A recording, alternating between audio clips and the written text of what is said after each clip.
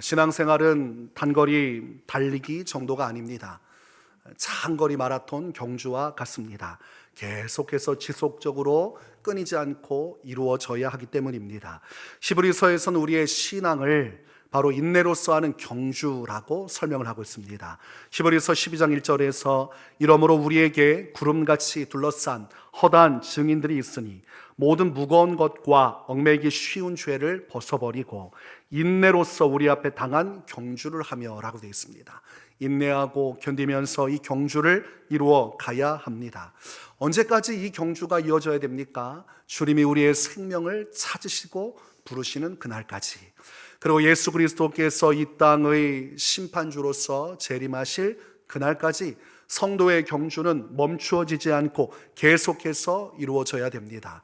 이 믿음의 경주라는 것은 두 가지를 잘 이루어야 하는데, 첫 번째는 나 자신의 믿음을 잘 지켜나가는 것이고, 두 번째는 하나님께서 주신 사명을 잘 이루어가는 것입니다. 그러므로 우리의 믿음의 경주, 신앙의 경주는 나의 믿음을 지키고 또 하나님의 사명을 이루는 것이라고 할 수 있습니다. 나 자신의 믿음을 지킨다는 것은 세상 우상을 따르지 않고 오직 예수 그리스도 한 분만을 믿고 따른다는 것을 의미합니다. 이 세상에는 수많은 우상들이 있습니다. 이 세상은 하나님으로부터 온 것이 아니라고 성경은 선을 긋습니다. 그것은 이 세상을 주관하는 악한 영의 역사에 대한 선을 긋는 것이지요. 하나님이 아닌 자신을 높이면서 사탄이 그 중심에 앉아 하나님의 자리에, 예수님의 자리에 다른 우상들로 세상을 채워놨습니다. 그래서 성도는 그 믿음을 지킨다는 것은 세상의 수많은 우상들을 멀리하고 그 안에서도 끝까지 예수님 한 분만을 믿고 따라가는 것입니다. 이 세상의 우상은 정욕과 탐심을 기반으로 해서 역사하는 일입니다. 그래서 정욕과 탐심에 매여 살아가면 믿음의 길을 온전히 갈 수 없어요. 이 정욕과 탐심과 반대되는 것은 성령의 역사하심입니다. 그래서 성도가 성령의 역사하심 안에, 그 은혜 안에, 그 인도하심 안에 거하면 이 세상 정욕과 탐심을 따르지 않고 성령의 은혜 안에서 거룩한 믿음의 역사를 이루어 갈 수 있습니다. 또한 믿음의 경주는 사명을 이루는 것이라고 했어요. 여러분에게는 주님이 주신 사명이 있습니다. 자, 우리가 크게 이 사명을 논한다면 어떤 사명일까요? 사도행전 말씀을 기억한다면 우리가 복음의 증인으로서의 사명을 부여받았습니다. 여러분도 저도 이 사명 앞에서는 똑같이 서 있는 것입니다. 하나님께서 목회자로서, 성도로서 이 사명의 길에 우리를 불러주셨고 이 사명의 경주를 우리가 이루어 가고 있는 것인데, 이 사명을 이루려면 가장 중요한 것은 나의 만족과 유익을 버려야 한다는 것입니다. 신앙생활하는 것은 나의 만족과 유익을 위한 길을 가는 것이 아닙니다. 그 열정적인 다름질 경주는 나의 만족과 유익을 이루기 위한 것이 아닙니다. 우리는 오직 예수 그리스도의 영광을 위해서, 하나님의 나라와 그 의를 위해서 궁극적으로 하나님을 만족시켜드리고 하나님의 유익을 이루어드리기 위해서 이 영적 차원의 다름질을 하고 있는 것과 같습니다. 이러한 삶을 잘 살아내고 우리의 신앙의 표본이 된 믿음의 사람이 있습니다. 바로 사도 바울입니다. 사도 바울은 자신의 믿음을 잘 지킬 뿐만 아니라 또한 그 사명을 잘 이루어간 사람입니다. 그의 삶의 특징을 보면 자신의 만족과 유익을 찾지 않았다는 것이죠. 어떻게 하면 내가 더 잘 먹고 잘 살고 어떻게 하면 더 성공할 수 있을까, 여기에 초점을 두고 살지 않았습니다. 아마 그렇다면 예수님을 믿는 길로도 갈 수 없었고, 또 예수님을 믿는다고 해도 그 다음에 그의 행보는 천국을 돌아다니면서 복음을 증거하고 고난받는 길로 가지 않았을 것입니다. 고난받는 것이 어떻게 우리의 육신의 만족과 유익을 줍니까? 고난받는 건 육신의 괴로움을 더하고 삶의 고통을 더하는 것입니다. 나의 만족과 유익을 추구하면 절대로 그 사명의 길을 갈 수가 없어요. 근데 바울은 하나님 앞에서 이 사명을 따라갈 수 있었던 것은 자신의 만족과 유익을 구하지 않고 오직 예수 그리스도의 영광, 하나님의 나라와 의, 그리고 하나님께서 장차 영광을 받으시고 그 안에서 모든 만족과 유익을 오직 하나님께만 올려드리고자 하는 그 목적을 가지고 그가 사명을 이룰 수 있었던 것입니다. 자, 여러분은 여러분의 만족과 유익을 위해 삽니까? 아니면 하나님의 나라와 의를 위하여, 하나님의 영광을 위하여 살아갑니까?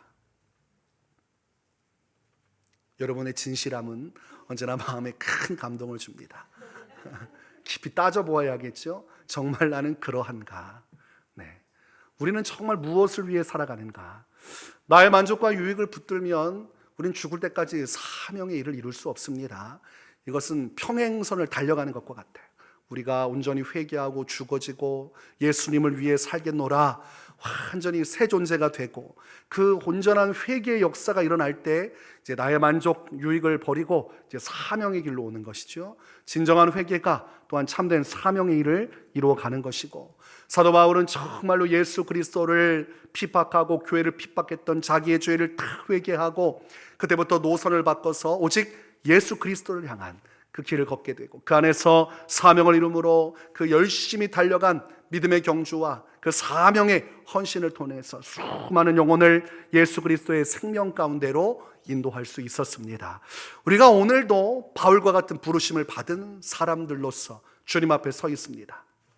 바울을 예수 그리스도께서 찾아오시고 그를 복음을 통해 구원하시고 새로운 인생을 허락하셨다면 우리에게도 동일한 은혜가 주어진 것이죠. 바울에게 임하신 하나님의 은혜가 오늘날 예수 그리스도 안에서 우리에게도 임한 것입니다. 그렇다면 바울이 살아간 그 믿음의 삶, 믿음의 경주를 또한 우리도 이 시대 가운데 이루어 가야 한다는 것입니다.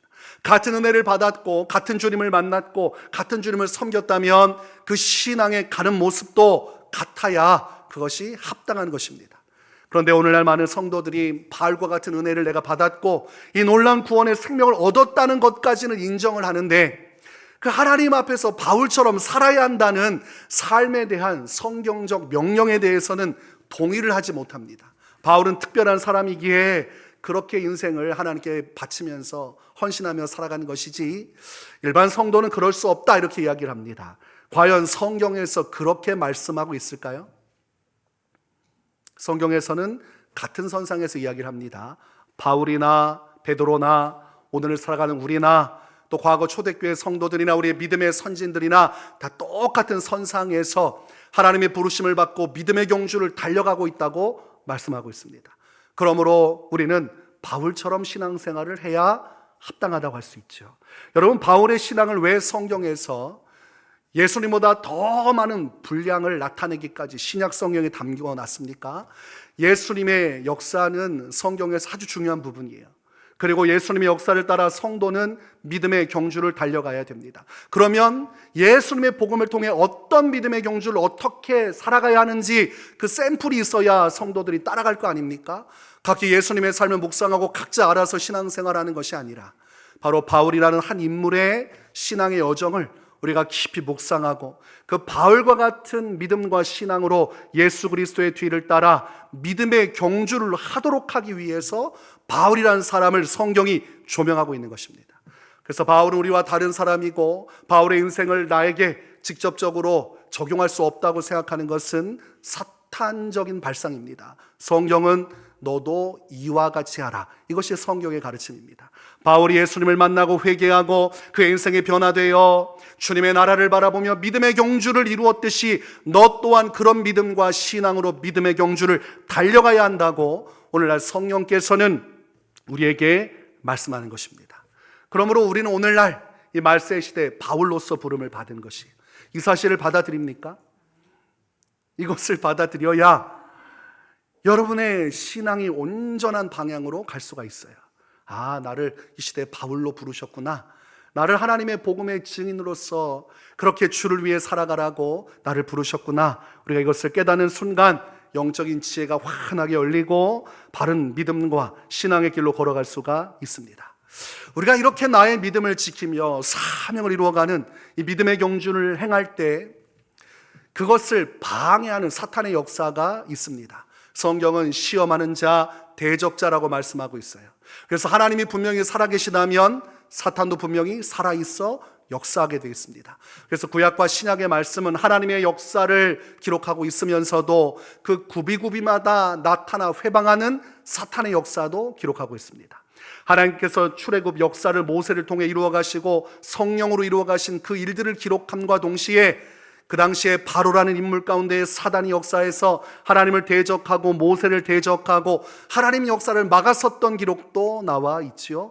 성령 안에서 복음의 일들이 일어나고 수많은 영혼들이 구원받은 신약의 말씀도 기록되어 있지만 마귀에게 짓눌린 바리새인들과 대제사장들이 유대인들을 격동시켜서 어떻게 사도들과 교회 공동체를 흔들고 공격했는지도 기록하고 있습니다. 하나님 나라 역사도 이루어가지만 마귀의 역사가 있어요.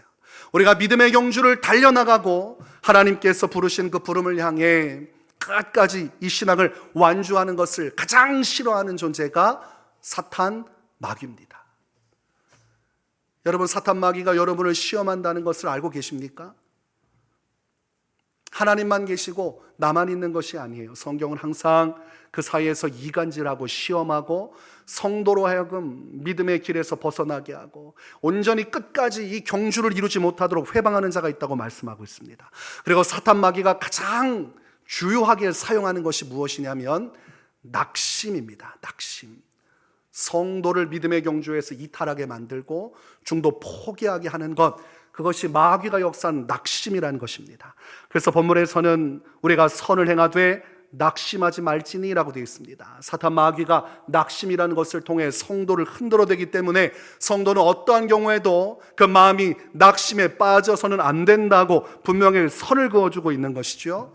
낙심하면 포기하게 되어 있습니다. 그래서 본문에서는 낙심하지 말지니 포기하지 아니하면 이라고 기록하고 있어요. 낙심과 포기하다를 같은 의미로 사용하고 있습니다. 그래서 믿음 생활하다가 마음속에 낙심이 오면 그때로부터 믿음의 길에서 이탈하고 하나님의 부르심과 사명에서 이탈하는 일들이 벌어지게 됩니다. 이 낙심은 마음이 무너지는 것이, 하나님을 믿고 따르는 굳은 우리의 마음의 중심을 흐트러뜨리는 것이지요. 그래서 우리가 하나님의 뜻 안에 살지 못하도록 우리의 마음을 흔들어대는 것입니다. 우리가 잠언 4장 23절 말씀을 보면 모든 지킬 만한 것 중에 더욱 내 마음을 지키라. 생명의 근원이 이에서 남이니라고 말씀하고 있습니다. 진짜 사람을 사람 되게 하고 그를 생명 있는 존재로 만드는 것은 우리의 육신이 아니라 우리 육신 안에 거하는 우리의 마음의 중심이라고 되어 있습니다. 마음이 살아 있어야 그의 삶이 생명이 있는 것이죠. 반대로 말하면 마음이 죽어지고 마음이 무너지면 그의 인생의 모든 것도 함께 무너지고 부서지고 깨어지게 되어 있습니다. 사람이 언제 자살을 합니까? 마음이 죽어지면 자살을 합니다. 삶의 소망이 사라지고 삶의 어떠한 미래적인 기대와 희망이 없이 내 인생이 완전히 끝났다고 생각해서 마음이 무너지는 순간 살아있으나 살아있는 것이 아니고 숨을 쉬고 있으나 생명의 일을 이루는 것이 아니에요. 뇌사 상태에 빠져 있는 것처럼 그 인생이 완전히 그때는 이미 끝난 것입니다. 그래서 마음이 무너진 자가 결국은 끝내 자기의 생명을 끊음으로 이 땅에서의 삶이 결국 중도에 포기되어지고 맞춰지게 됩니다. 마음을 잘 지키는 것, 이것이 생명의 근원을 지키는 것이고, 그러므로 우리의 신앙도 우리의 마음 속에서 이루어지는 것인데 성령께서 우리의 마음을 새롭게 하시고 변화되어서 오직 주님을 위해 살게 하시고 그 마음 속에 소망과 희망을 가지고 살아가게 하시는 것인데 마귀가 그 마음을 흔들어대서 낙심으로 끌고 가는 것이, 그래서 마음 속에 영적 차원에서 기대와 소망이 없이 허망한 마음을 가지고 신앙의 길에서 이탈하게 만든다는 것입니다. 마귀가 주는 낙심의 생각은 무엇입니까? 너가 그렇게 열심히 신앙생활 한다고 해서 달라질 것이 무엇이냐? 너 그렇게 주를 위해 살아간다고 하고 신앙생활 열심히 한다고 하지만 그것이 너에게 무슨 의미가 있는 것이냐라고 우리에게 속삭입니다. 또한 내가 믿는 하나님은 지금 어디에 계시는 것이냐라고 속삭이는 것이죠. 너의 하는 일이 허망하다, 의미가 없다, 가치가 없다고 말하고 속삭임으로써 내가 믿음 안에서 열정을 다해 달려가고 있는 나의 신앙의 모든 것을 부정하게 만드는 속삭임을 마귀가 들려준다는 것이죠. 그 속삭임에 귀를 기울이고 우리의 마음이 마귀의 속삭임에 열어 그 마음 말씀, 그 마귀의 속삭임을 받아들이면 그때로부터 하나님으로부터 멀어지게 되고 하나님이 없는 여정으로 인생의 길을 바꾸어 살아가게 되는 것입니다. 구약 성경의 말씀을 보면 욥이란 인물에 대해서 기록을 하고 있습니다. 욥은 세 가지를 상실했습니다. 첫 번째는 재물을 상실했고, 두 번째는 자녀들을 상실했고, 나머지는 건강을 완전히 잃어버리게 됐습니다. 가지고 있는 모든 것이 다 무너졌어요. 그때에 마음은 고통받고 있었고 육신은 괴로움 가운데서 고통받고 있었습니다. 질그릇 조각을 가지고 종기가 온몸에 피어오른 것을 긁어대면서 죽은 자녀를 생각하면 슬픔이 가득하고 모든 것이 잿더미가 돼버린 그때 그는 도저히 괴로워 어쩔 바를 몰랐어요. 그때 마음에 큰 고통이 찾아온 그때, 육신의 고통이 찾아온 그때 그의 아내가 한 말이 있습니다. 욥기 2장 9절의 말씀을 보면 당신이 그래도 자기의 온전함을 굳게 지키느냐 하나님을 욕하고 죽으라. 여러분, 육신적으로 보면 욥의 아내가 이야기하는 것이지만 성경은 항상 그 이면에 담겨진 뜻이 있고 이면에 담겨진 영적인 세계의 상황이 있습니다. 지금 욥의 아내를 통해 말하는 자는 영적 세계에서 누굽니까? 사탄 마귀, 마귀의 졸개 귀신, 이 어둠의 권세 세력이 지금 욥의 아내를 뒤흔들어서 그 마음을 이미 죽여버렸어요. 하나님은 아무 쓸데도 없고 하나님을 믿는 것은 헛된 것이다. 지금 욥의 아내가 완전히 낙심하여서 마음이 무너졌고 하나님을 부정하는 길로, 하나님을 저버리는 길로 가고 있어요. 그리고 나서 거기서 끝나는 것이 아니라 욥의 아내를 충동해서 또한 누구를 낙심시키려 하고 있습니까? 욥을 낙심시키려 하고 있는 것입니다. 네 하나님을 믿는 너의 신앙이 허망하도다. 너의 하나님은 이 재난 속에서 어디에 계시고 네가 믿는 그 하나님에 대한 신앙이 어떤 의미가 있느냐, 지금 그 마음을 무너뜨리는, 낙심케 하는 사탄의 역사가 찾아온 것입니다. 그래서 이 시련 속에서 하나님을 부인하게 만들고 하나님을 떠나게 만들고 하나님을 저주하게 만들려고 사단이 지금 날뛰고 있는 모습을 볼 수가 있습니다.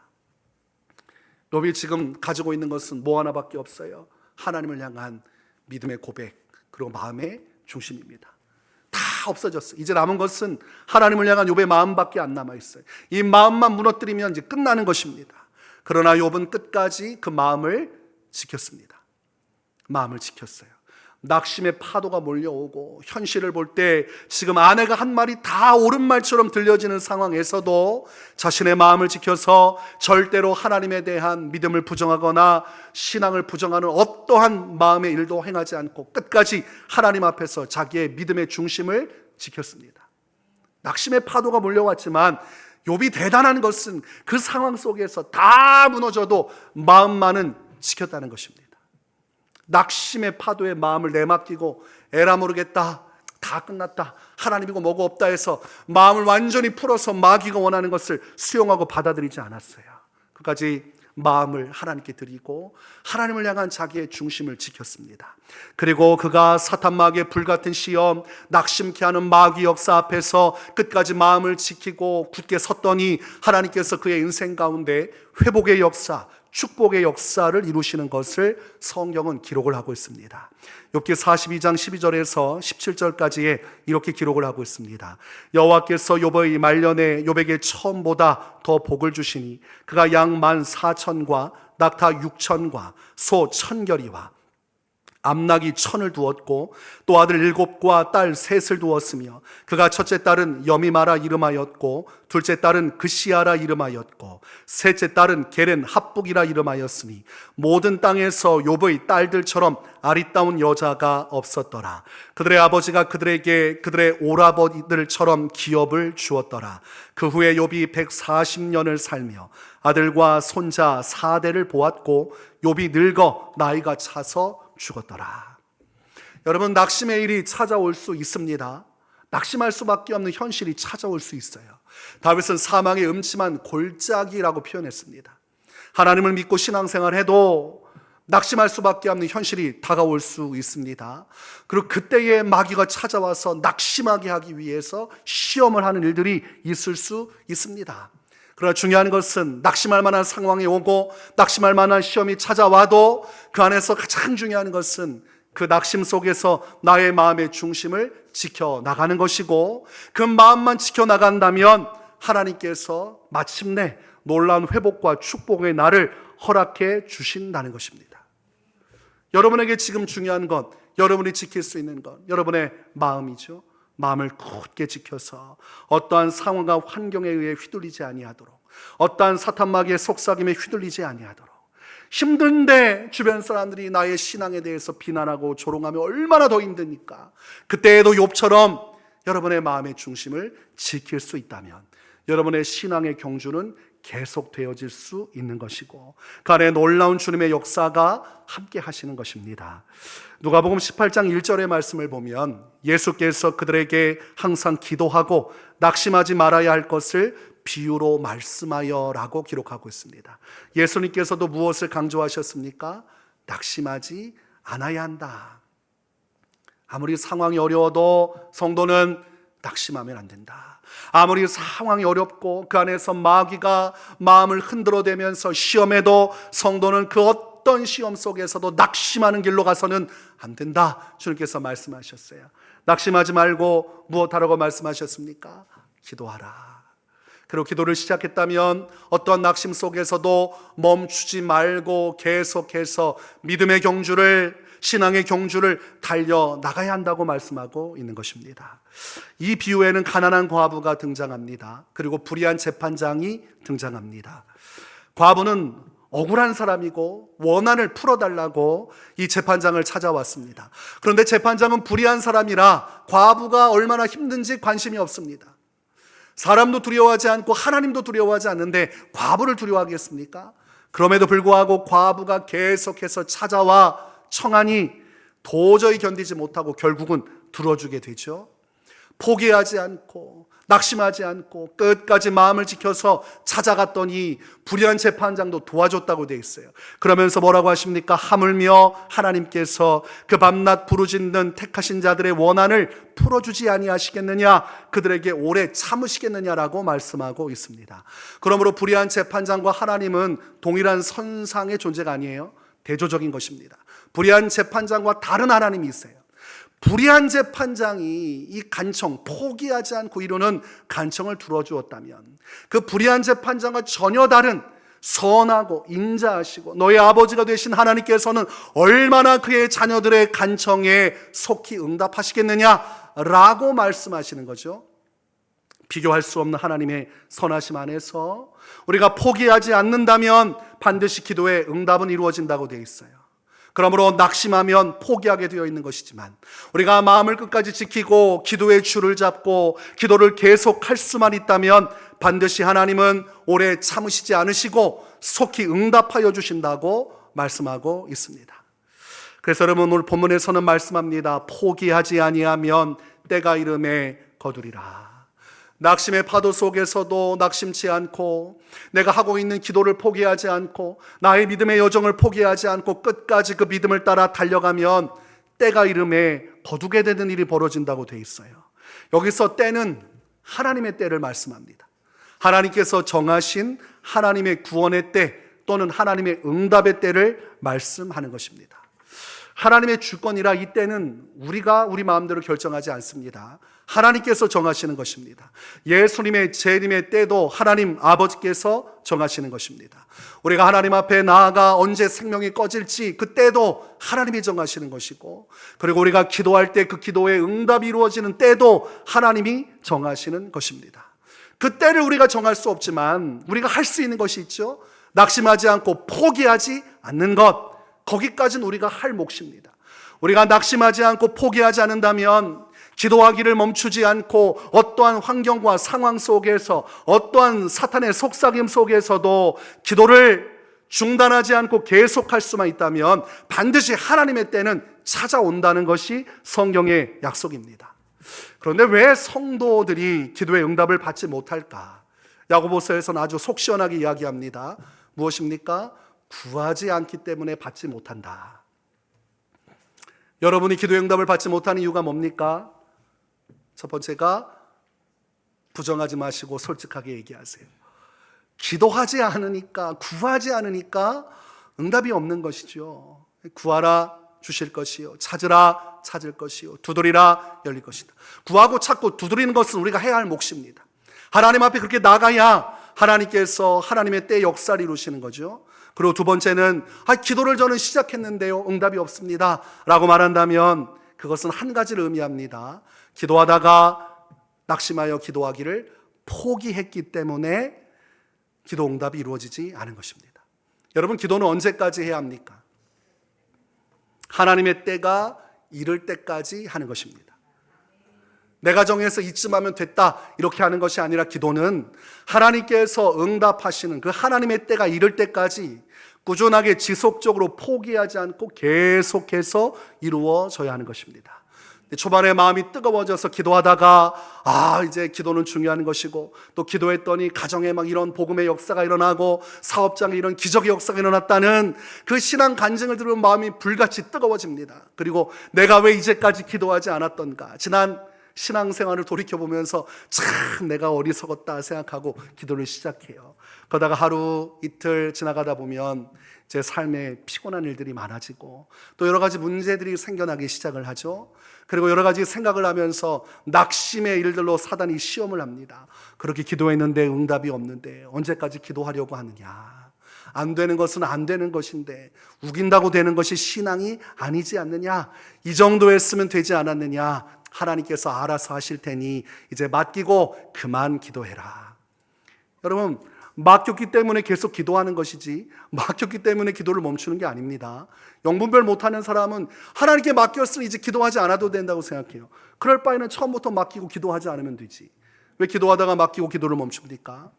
하나님께 맡겼다는 것은 계속 기도한다는 의미입니다. 기도를 중단한다는 의미가 아니에요. 이거 잘 분별 못하면 믿음이라는 그 기준을 내세워서 합리화하면서 결국은 믿음으로 했는데 왜 응답이 없나? 그 말씀대로 신앙생활 안 했기 때문입니다. 기도는 멈춰지는 것이 아니에요. 계속해서 하나님 앞에 기도하면 반드시 하나님의 때가 오게 돼 있어요. 그 간격이 있기 때문에 이게 문제가 되는 것이죠. 하나님은 하나님의 때에 일하세요.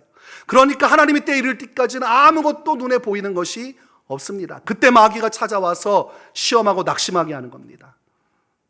그러나 반대로 말한다면 그 하나님의 때가 이르기 전까지의 그 시간, 낙심할 수 있는 상황과 속삭임이 들려오는 그 시간에 우리가 마음을 지키고 그 시간을 버티고 인내하면서 그 신앙의 여정을 멈추지 않고 경주를 멈추지 않을 수 있다면, 기도를 멈추지 않을 수 있다면 반드시 응답은 이루어진다는 것을 의미합니다. 그러면 여러분, 지금 여러분이 가지고 있는 기도 제목 가지고 계속 기도하십시오. 지금 포기한 기도 제목이 꽤 많을 겁니다. 한번 오늘 말씀을 듣고 나서 내가 중도에 기도하다가 멈춘 기도 제목이 무엇인가? 내가 이 기도를 멈췄구나라는 걸 깨달아야 됩니다. 마귀는 자꾸 망각의 역사를 주어요. 그래서 잠깐 번쩍여서 기도하다가 또 포기하고 망각하게 만들고, 잠깐 번쩍여서 기도 제목 붙들고 기도하다가 포기하고 망각하게 만들어요. 그러니까 응답이 없죠. 여러분의 기도 제목 끝까지 붙들어 주시고 그 안에서 하나님 앞에서 마음을 지키셔야 돼요. 그리고 기도하면 반드시 응답이 이루어집니다. 저는 여러분들이 이 기도의 줄을 잡고 포기하지 않고 계속해서 기도함으로 많은 축복을 받았으면 좋겠습니다. 하나님의 많은 은혜를 누렸으면 좋겠어요. 하나님께서 살아계시고 역사하시고, 성경 보면 구약과 신약의 수많은 물질적인 축복도 있지만 영적 차원의 복을 하나님께서 부어주시면서 하나님 나라 역사를 대놓고 이루시고 그 안에서 많은 이들이 기뻐했는데, 오늘 말씀의 시대를 살면서 우리가 말씀을 듣기만 하고 그 말씀의 능력과 은혜와 응답과 축복을 누리지 못한다면 얼마나 우리의 인생은 아쉬운 인생입니까? 우리의 인생이 얼마나 남았을지는 알 수 없지만 그때는 주님이 정하시는 거지만 그 과정 속에서 우리가 우리의 마음을 지키고 끝까지 믿음의 길을 걷는 그 신앙의 결단과 순종은 이루어 갈 수 있는 것이죠. 우리의 연약함을 주님이 세워주는 것이지 아예 다 포기하고 사는 것은 신앙적인 것이 아닙니다. 마음을 딱 지키고 하나님의 말씀 앞에서 끝까지 믿음의 경주를 행하리라. 내가 기도를 시작했다면 중간에 포기하지 말고 끝까지 기도의 역사를 이루어 가리라. 그리고 내가 하나님 아버지 앞에서 주님이 주신 이 사명을 끝까지 포기하지 않고 내게 주어진 자리에서 이 일을 이루어 가리라. 이런 놀라운 역사가 있어야 됩니다. 제가 청소년 사역을 할 때 처음 사역이 순조롭지가 않았습니다. 갔더니 교사들도 저를 별로 안 좋아하는 것 같고 아이들도 조금 저를 어려워하는 것 같아요. 제가 장교 생활을 마치고 바로 청소년 사역을 왔으니 얼마나 이게 이질감이 큽니까? 남자들 군대에 와서 얼굴 표정을 보면 살고 싶지 않은 그 표정들이 있어요. 아침마다 허망함 속에서 하루를 살아가는 그 아이들을 보면서 저도 그 영향력을 받는 것이죠. 군생활하면서 얼굴이 찌든 그 얼굴 보면서 제 마음도 찌들어가고, 그 속에서 오랜 시간 버티고 또 전역을 하고 왔는데 아이들을 보니까 잘 이해가 되지 않고 너무 어려움이 있었습니다. 또 전임자 그 전도사님과 저는 스타일 자체가 완전히 다르기 때문에 교사들이 여기에 적응해서 교회를 잘 해왔는데 전혀 다른 색깔의 목회자가 오니까 그분들도 힘들어하는 것이, 그래서 초반에는 도움도 별로 못 받고 무엇을 하도 비판적인 태도들이 있었어요. 그런데 그 속에서 어떤 마음이 들었냐면 전도사 생활을 그만해야겠다. 내가 이것밖에 안 되는데 사람들이 이렇게 나를 좋아하지 않고 이렇게 나에 대해서 부정적인데 내가 이렇게 이 일을 굳이 할 필요가 있는가, 이런 막 낙심의 마음들이 몰려오는 겁니다. 지금까지 걸어온 신앙의 여정이 있는데도 불구하고 상황이 안 좋아지니까, 마귀가 시험하니까 그런 생각들이 이렇게 스물스물 오는 것이, 그래서 마음을 어찌할 바 몰라서 고민하다가 그때 마음을 딱 정한 것이, 내가 금식하면서 기도해서 이 일을 끝까지 포기하지 말아야겠구나. 내가 낙심에 빠질 것이 아니다. 그래서 그때부터 3일간 4일간 금식하면서 기도했어요. 그리고 수련회를 준비하는데 과정 속에서도 별로 좋지 않았습니다. 계속해서 부정적인 피드백이 오고 비판의 일들이 일어나고 의도적으로 막 괴롭게 하는 일들이 있었습니다. 그럼에도 불구하고 하나님 앞에서 낙심의 마음이 빼앗기지 않고 하나님 앞에 포기하지 않고 기도하면서 일을 딱 준비하고 수련회에 딱 들어갔습니다. 하나님께서 역사를 하시는 거예요. 그 속에서 교사들의 마음이 변화되고 아이들이 은혜를 받고, 저는 별 한 게 없습니다. 수련회 가서 제가 해야 할 역할을 그냥 하던 대로 최선을 다해 하고 돌아왔을 뿐이에요. 그런데 끝나고 나서 교회 안에 소문이 파다하게 번지면서 저에 대해서 우호적인 이야기들이 퍼지고 교사들의 눈빛이 바뀌고 아이들의 생각이 바뀌면서 그때부터 사역을 할 수 있는 기초가 놓여지게 되었습니다. 만약 그때 제가 낙심이 온다고 해서 사역 포기했다면 이곳에서 여러분과 함께 예배할 수가 없었을 것이고 아마도 다른 삶을 살아갔을 것입니다. 여러분, 낙심은 찾아올 수 있지만 그것을 우리는 받아들여서는 안 되는 것이죠.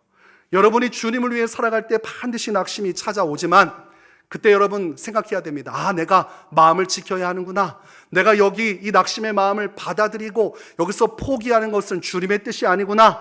내가 끝까지 인내하며 견뎌내어서 이 길을 계속 걸어가는 것이 하나님의 뜻이고 나는 그 길을 가야겠구나 라는 노선을 정하고 가면 주님이 도와주십니다. 하나님께서 살아계시기 때문에 도와주세요. 우리가 이렇게 어려움과 낙심 속에서도 믿음의 경주를 멈추지 않고 하나님 앞에 기도하고 하나님 앞에 충성되이 그 길을 가면 우리의 영혼의 결국 구원이 우리에게 주어지는 것입니다.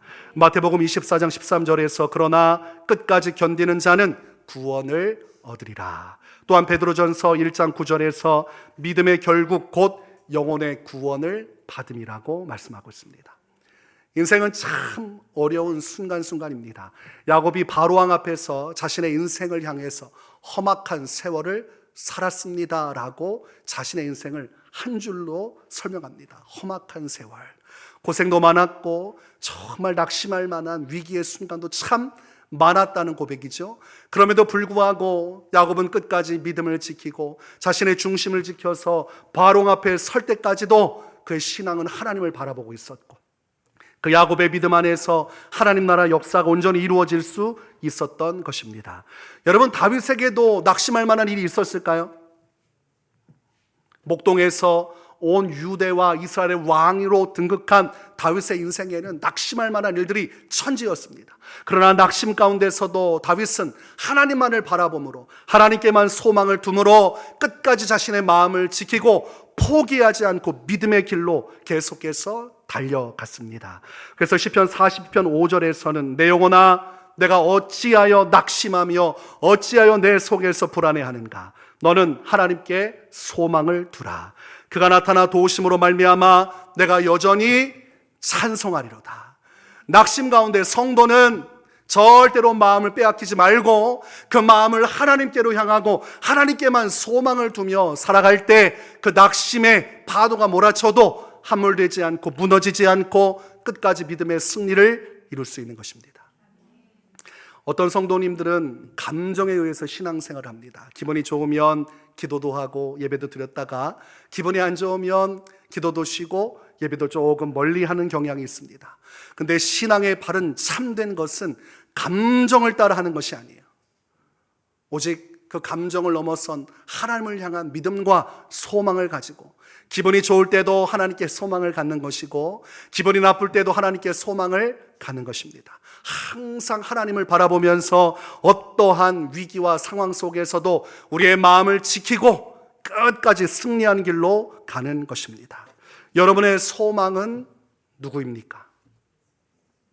정말 하나님께서 여러분의 소망입니까? 여러분 정말 낙심되고 힘들 때 하나님 바라보십니까? 내 인생에 어려움이 찾아왔을 때 다윗처럼 절망과 좌절감 속에서도 하나님만을 바라보고 하나님께만 소망을 두며 살아가십니까? 성도의 소망은 하나님밖에 없어요. 절대로 자신에게 소망을 두지 마시기 바랍니다. 절대로 타인에게 소망을 두시지 마시기 바랍니다. 절대로 상황과 환경에 소망을 두지 마시기 바랍니다. 사람은 변하고 상황과 환경은 언제든 변하고 나조차도 변하는 것이 나의 연약함입니다. 영원히 변치 않고 영원히 굳건한 반석이 되시는 분, 영원히 나를 사랑하시고 나를 지키시고 보호하시고 모든 환난과 위기와 역경 속에서 나를 붙들어 인도하시는 분은 하나님 한 분밖에 없으므로 우리는 평생 어떤 상황 속에서도 낙심의 역사가 일어나도 하나님만을 소망으로 둔다면 다시 일어나 뛰어갈 수 있고 절대로 멈추지 않는 믿음의 일들을 이룰 수 있을 것입니다. 우리 공동체를 보면 오래도록 지속적으로 끊임없이 신앙의 경주를 해오신 분들이 있습니다. 예수님을 만난 다음부터 변함없이 주님을 향해서 믿음으로 하나님 나라 바라보면서 낙심의 파도 속에서도 기도하고 주님 바라며 오신 분들이 있어요. 또한 어떤 분들이 있습니까? 낙심하여서 신앙생활 떠났다가 남의 일처럼 여기지 마시고 우리 공동체 안에 있어요. 부끄러운 일이 아닙니다. 낙심하여 떨어져 있으면 안타까운 거지만 다시 주께로 회개하여 돌아와서 이 신앙의 경주에 합류한 분들이 있습니다. 할렐루야. 네, 좋은 일이죠. 축복의 일입니다.